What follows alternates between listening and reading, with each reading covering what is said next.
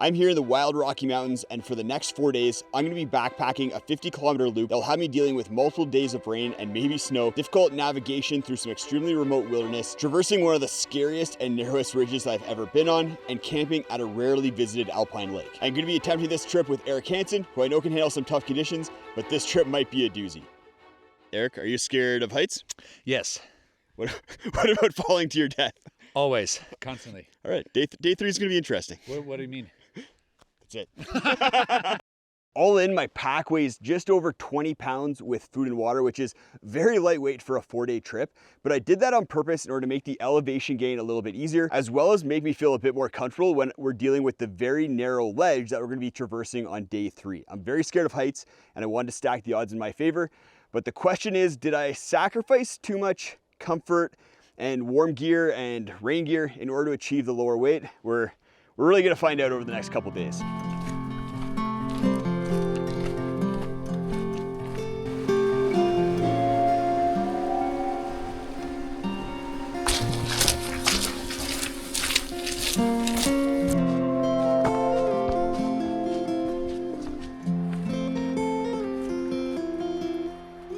We're just coming up a ridge, which was most of the elevation gained for the day.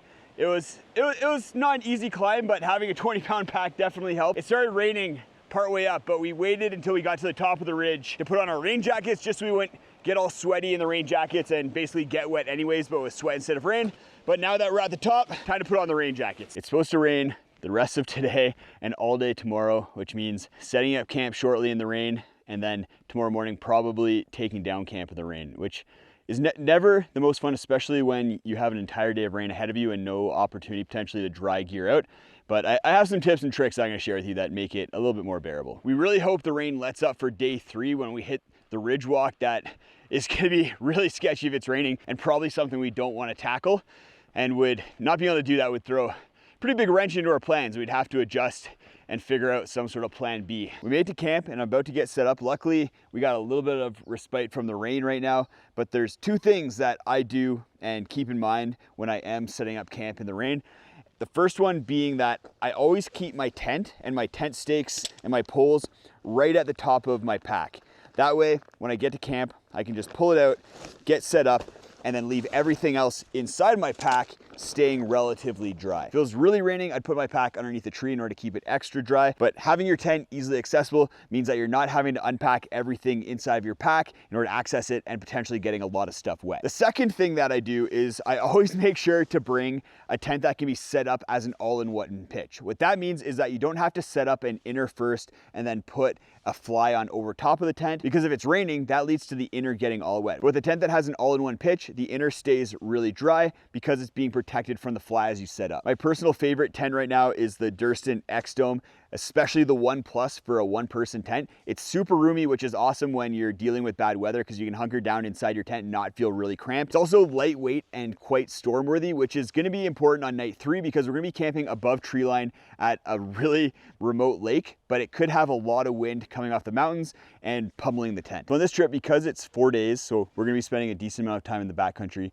and then dealing with different weather and conditions, I brought some of my favorite gear of all time. Actually, pretty much most of the gear that I'm using on this trip is my favorite gear, but I am testing out 3 new pieces of gear that I think could be contenders for being my favorites. Today, we're gonna be testing out the Alpenblow pump. I'm really intrigued by it because it's a lot quieter than my usual go-to, the Pad Pal, and it's actually available. You could actually pick this up at Garage Growing Gear, whereas the Pad Pal stock is really hard to find. And what I'm looking for with this is how much and how fast it inflates my sleeping pad, because I don't want it to be super slow and I want to actually get the pad relatively firm. So I'm gonna use this to inflate my REI Helix sleeping pad and see how it does. And if it performs well, then it could become my go-to pad inflator, because this thing only weighs 9.5 grams. Use either your phone or a battery bank in order to charge it, and it's just really neat piece of kit. You can get different attachments in order to make it compatible with pretty much any sleeping pad. The other 2 pieces of gear that I'm testing out are some shoes from Hoka, the Mafate X, and then a new pillow system from Z-Packs, which I'm really excited about because it only weighs 120 grams,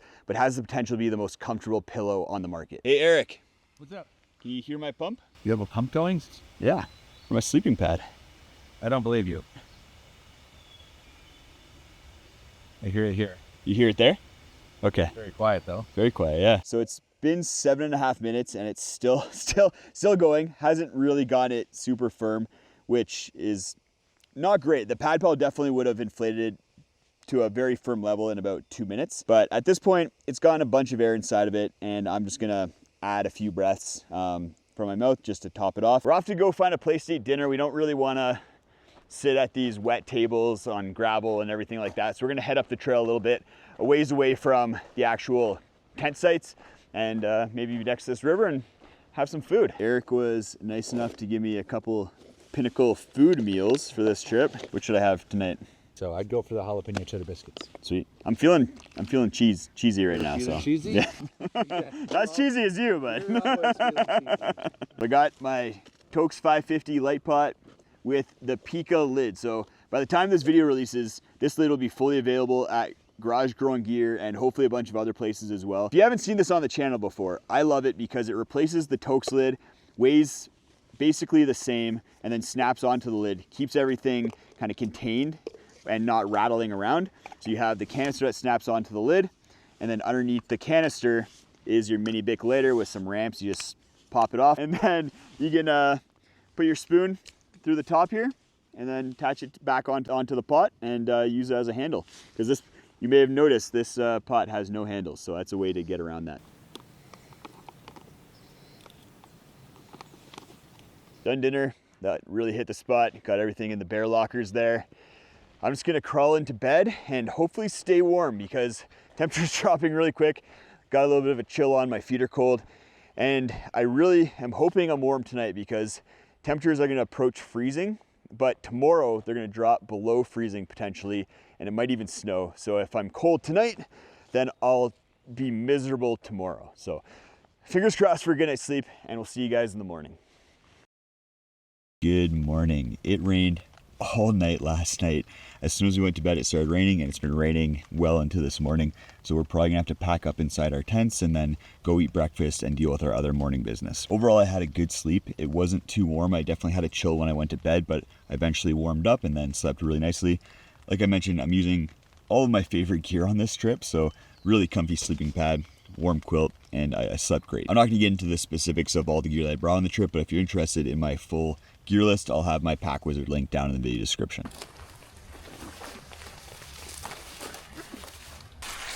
Handle a bunch of different stuff. How'd you sleep last night, Eric? Solid. That was like a good 11 plus hours of just laying down and getting some good rest. Yeah, sleep out the rain, which has kind of followed us throughout the day.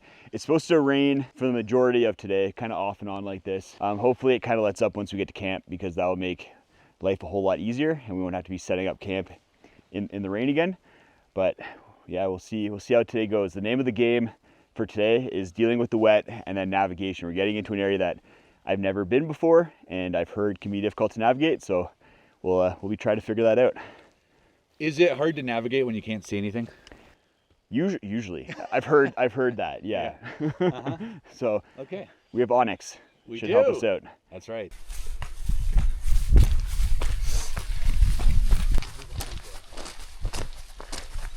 As we head down into this valley, I'm always a little bit on edge in this valley because it's the spot where I was charged by the grizzly bear on the Great Divide Trail several years ago. It's beautiful, but I know there's bears back there. It's remote, so they don't see a lot of people, and it just gets me a little on edge. So we're gonna be heading down this valley right here and then trying to find a way at some point to cut left out of the valley onto a ridge, and then we're gonna loop around this mountain and then head up to our campsite for the night. On this trip, we're connecting a bunch of different routes that combine to make one bigger one, and today we're getting into an area that I've never been to before. There's a bunch of different paths through here, and we're actually gonna modify the plan that I have mapped out and cross the stream here, hit that cairn, and then follow what looks to be a more established path than we would have followed otherwise. So we're entering the area where I've never been before, which is always cool. I've been a lot of places in the Canadian Rockies, so exploring a new area is really exciting. We just crossed the creek behind me there. We're gonna be heading along this trail around the mountain and then trying to find our camp. No idea what to expect. I'm guessing a bit more forest walking with wet brush. How do you feel about that, Eric? I'm already sopping wet, so bring it on.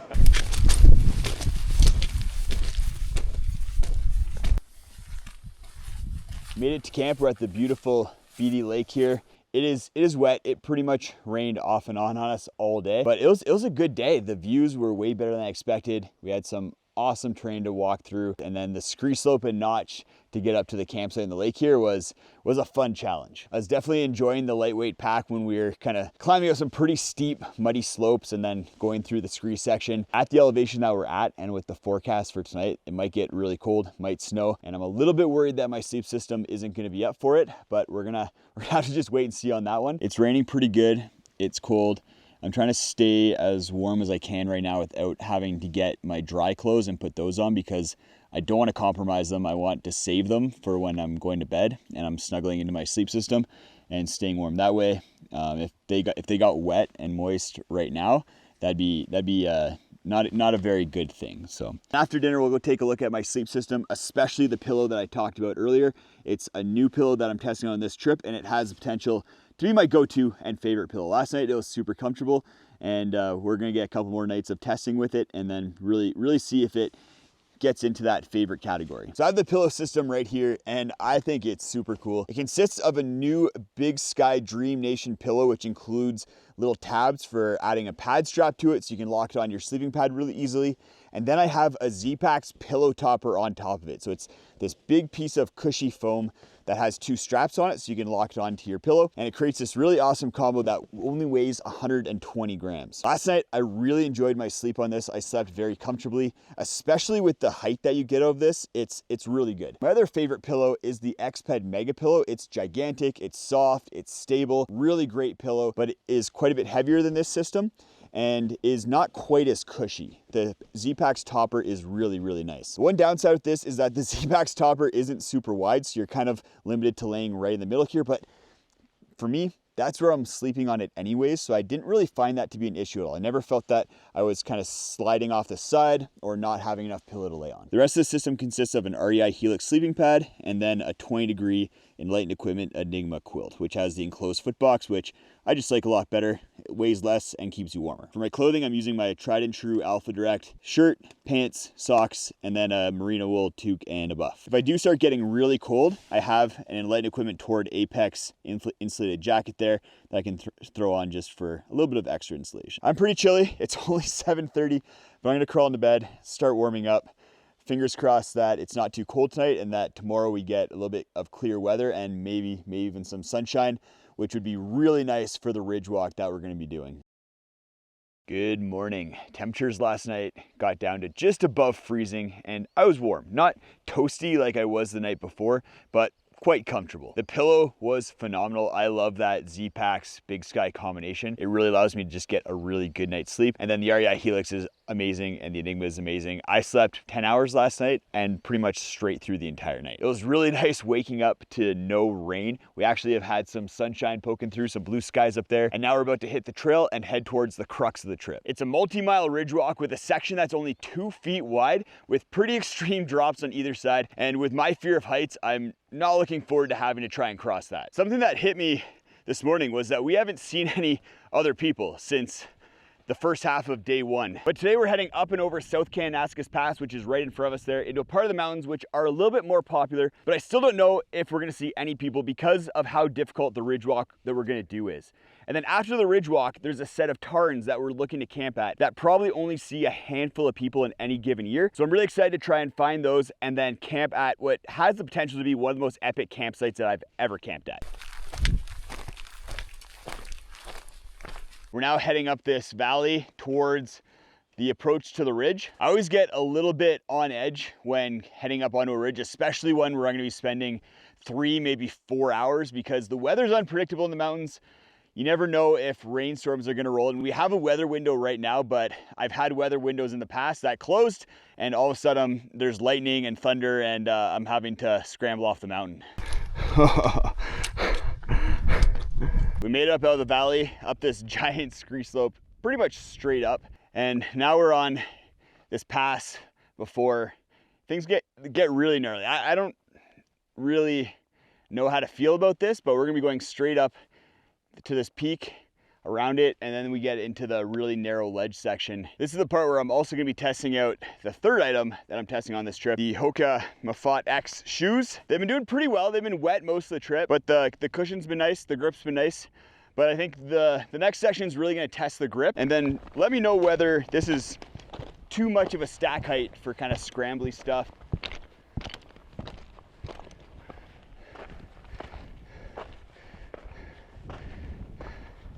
Legs are definitely a little jelly right now, but we're slowly making our way up on our way to the ridge and the ledge. How you feeling back there, Eric? Well, I'm thrilled. I'm tired, but this is just one of the most unbelievable sights I've ever seen. This is insane, yeah. Last time I was up here, we were running down the mountain as fast as we could because there's a lightning storm and the mountain was electrified. So if you touch the rock, your limb would go numb. So I didn't really get to appreciate all this. That sounds awful. Yeah, much better experience this time around. Let's not do that today. We're getting close. We're up onto the ridge. It starts to narrow up here. We're gonna be heading along the right side there, and then eventually it narrows up right before that peak. So we're getting up to the really narrow section just past where Eric is. Gonna get through that, and then we're home free. Got a nice ridge walk the rest of the way. All right, don't poop your pants. Don't poop your pants.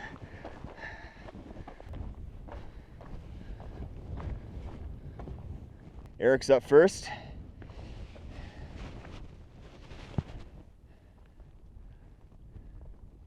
There we go. Not too bad. Made it look like walk in the park. My experience might be a little bit different. You might see me crawling along that. That's what I did last time. Didn't feel too bad. And I have a feeling that's what I'm gonna do this time. Not pretty, but gets the job done.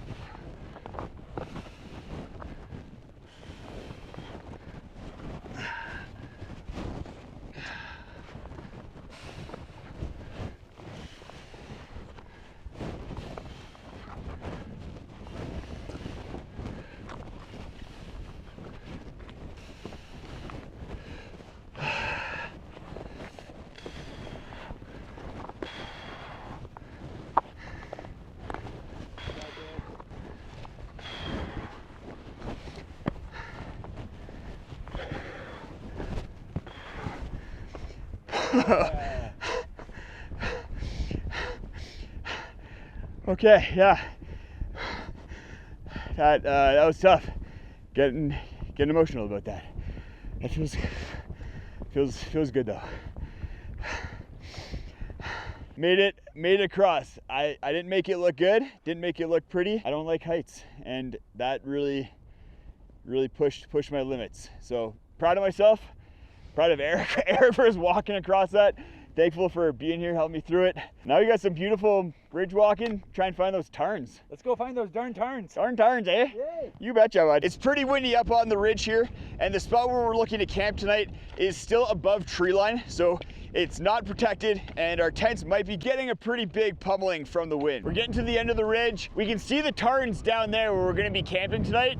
Definitely looks pretty exposed, so we might have to be using topography in order to find some shelter, and it's going to be tough finding a way down to those tarns, off the ridge, over the moraines, and through some difficult terrain. Let's do this.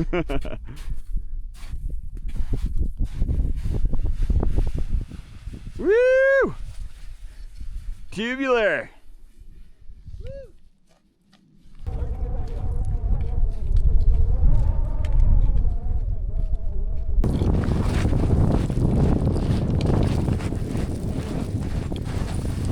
We made it to the tarns. We got the bottom tarn there, top tarn there.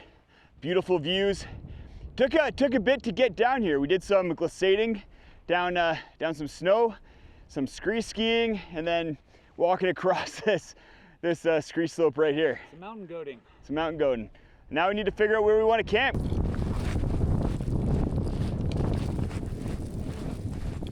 We got our tent set up, camp set up. It is quite windy, gusting pretty aggressively. It's supposed to only pick up in intensity over the course of the next 24 hours. So we're just trying to lock down as best as we can. I have the most up-to-date X-Dome 1 Plus with a ton of extra guy lines, and then I have it fully guyed out. This thing is super solid.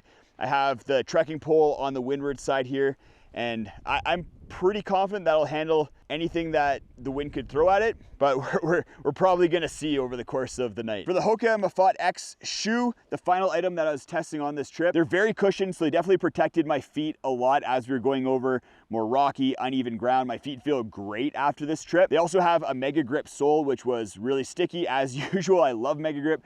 I pretty much don't buy shoes that don't have Mega Grip anymore. They also performed really well when we were going across the ridge and that sketchy section that I crawled across and then cried. I didn't even notice them, didn't really think about it, and that's what you want in a shoe. I didn't feel unstable, I didn't feel too tall, and the grip was phenomenal. They are expensive, and the extra stack height isn't gonna be for everybody, but I can see me using these on trips where I am doing bigger mileage, 20, 30 miles, or if I'm on really rocky, uneven ground that tends to beat up my feet. So I'll use these ones for very specific trips, but in the long run, I'll probably continue using my Hoka Speed Goats because I just find them to be a better all-around shoe and they're much less expensive. Really hoping the wind doesn't pick up, and if anything lets up, that'd be really nice for sleeping tonight. But if it doesn't, then we're gonna be in for a pretty wild ride. Tomorrow morning, I wanna share some lessons I've learned from this trip, especially around camping in the rain. There's some mistakes that I made and some things I learned that I think are really important. And then I'll let you know what my final thoughts are on those 3 pieces of gear that I tested. Got it all ready to go. It's go time? It's go time. The final test, whether we stay friends or not. Uh-oh. Okay, I'm gonna get a good medley. That was good. All right, eat, go to sleep, say goodnight to people. Good night, people. Good morning. I had a great sleep. No rain, stayed relatively warm, and I just slept like a log. The wind did continue to gust pretty aggressively over the course of the night. How'd you do, Eric? I actually did pretty good. I think the double trekking pole reinforcement made a huge difference. We're gonna get going. It's been a great trip so far. It's been amazing. Got some lessons learned to share with the audience. Anything from you? Any lessons learned? Maybe 2, if you have 2. If I have 2 lessons learned, learn how to pack lighter. don't carry so much camera gear. Bring guy lines. Guy lines. Oh yeah. I normally do, and just for whatever reason, I didn't, and I was regretting it last night. Yeah. We didn't need them the first 2 nights, but as soon as you get above tree line, things get totally guy liney.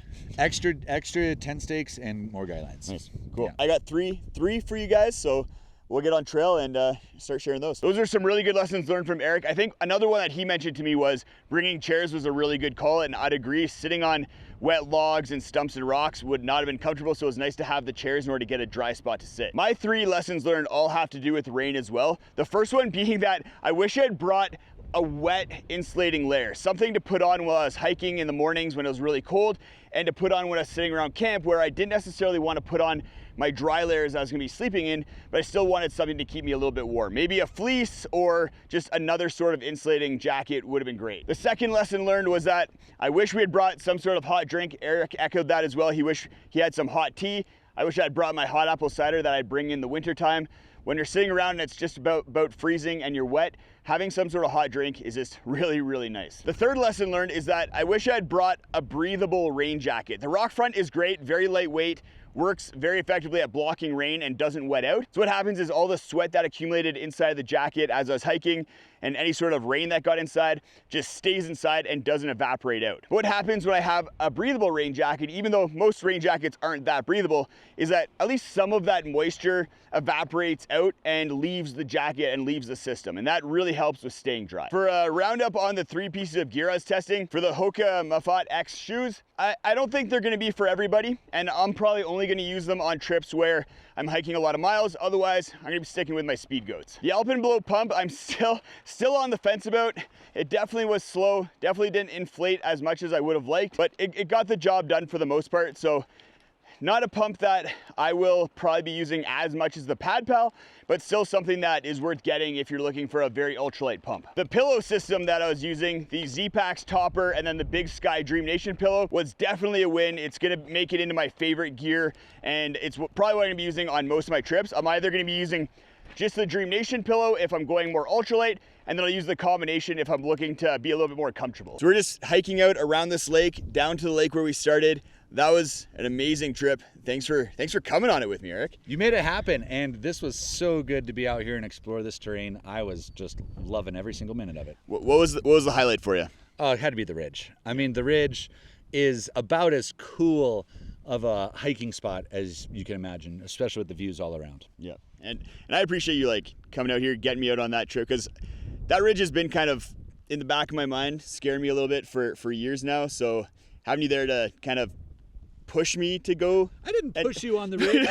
Push me to take on that challenge was really much appreciated. And yeah, and experiencing this trip with you, because it turned out to be a better trip than I even expected. And it was amazing. We got views, we had challenge, we had rain, everything you could want out of a trip. It was like 4 full days. spectrum. It was amazing. If people want to go check out, what's your favorite video of mine that people should go check out? I do love your glacier video. That one is memorable to me because that was the one video where I was like, this guy's kind of a crazy guy. He's going to go gear test on glaciers. Fair enough. Yeah, I tested out the Tensor Extreme Conditions, bunch of other gear on a glacier, literally camping on ice. If you want to check that out, it'll be right up here in between Eric and I. And definitely go check out Eric's channel as well. Eric Hansen, he has a YouTube channel. If you probably already are following him because he's awesome and makes great content, but he'll be down in the video description if you want to go see what he's all about. Thanks, man. This was a good one. Cheers. High five. Woohoo! Boom!